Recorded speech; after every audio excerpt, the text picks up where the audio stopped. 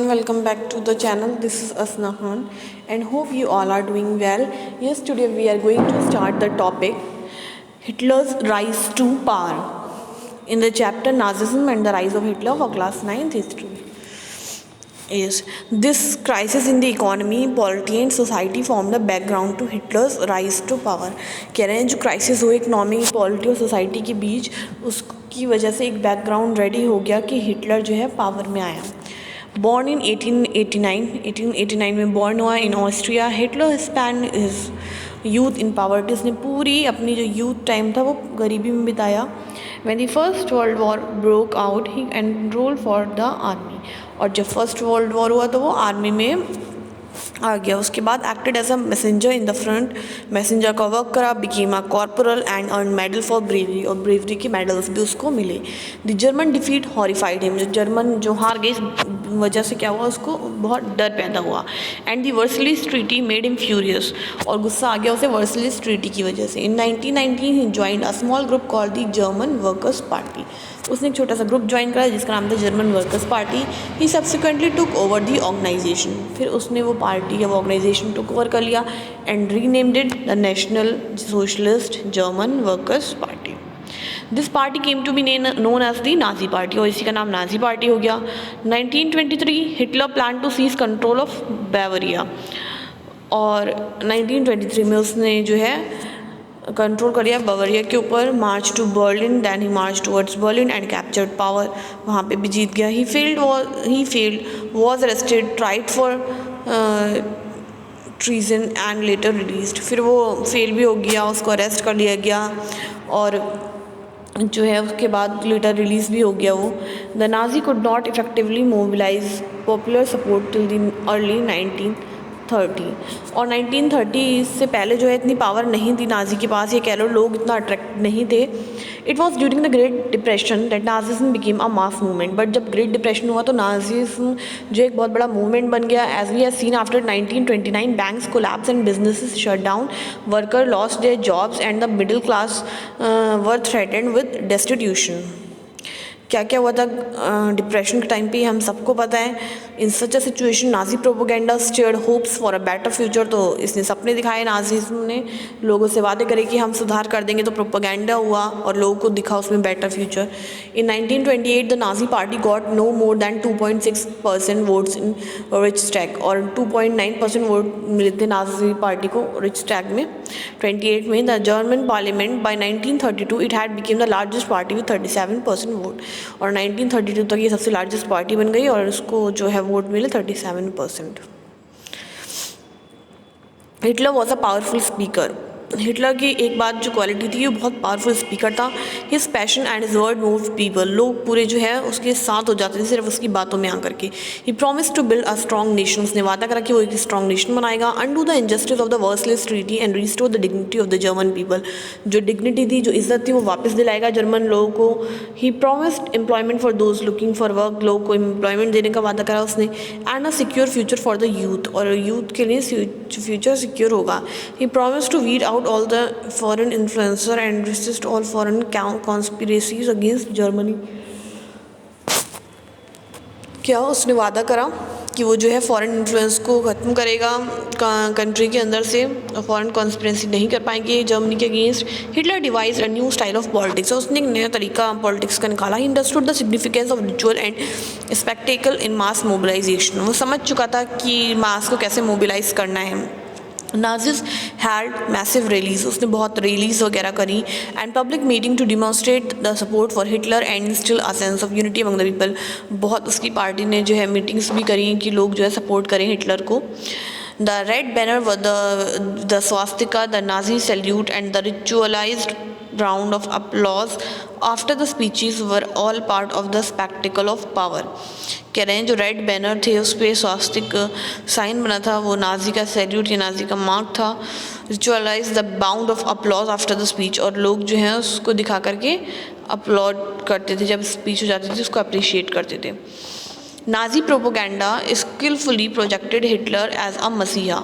और नाजी ने इतना प्रोपेगेंडा करा जो पार्टी थी कि हिटलर मसीहा बन गया वहाँ का। A saviour as someone who had arrived to deliver people from their distress, एक ऐसा इंसान जो लोगों को दुख से बचाने या निकालने आया था।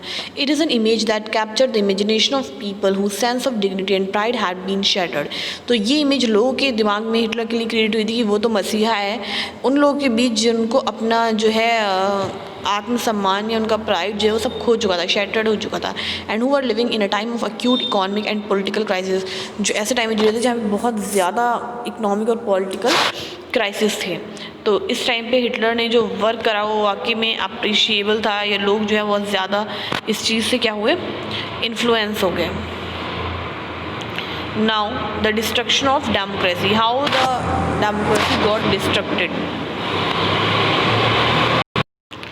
On 30th January 1933, President Hindenburg offers the chancellorship.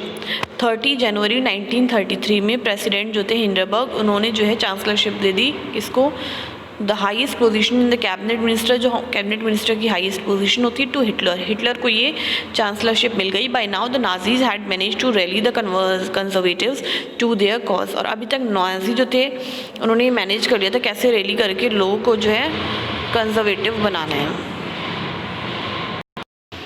Having acquired power, Hitler set out to dismantle the structure of democratic rule.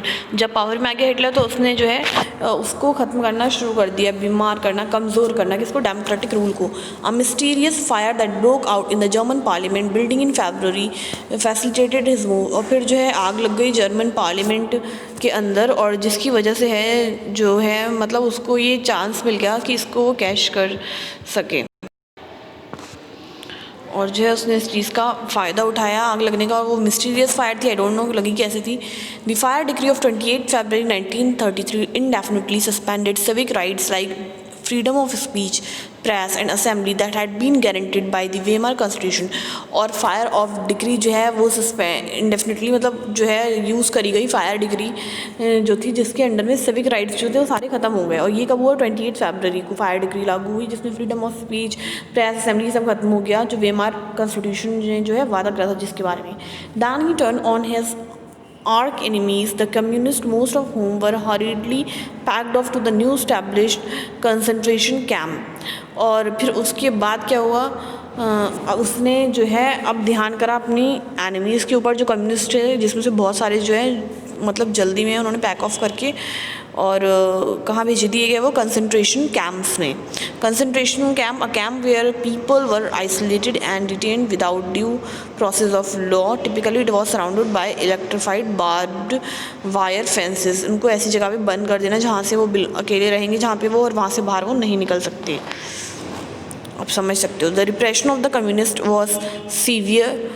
Out of the surviving 6,808 arrest files of Dusseldorf, a small city of 500,000 population, 1,440 were those of communist alone।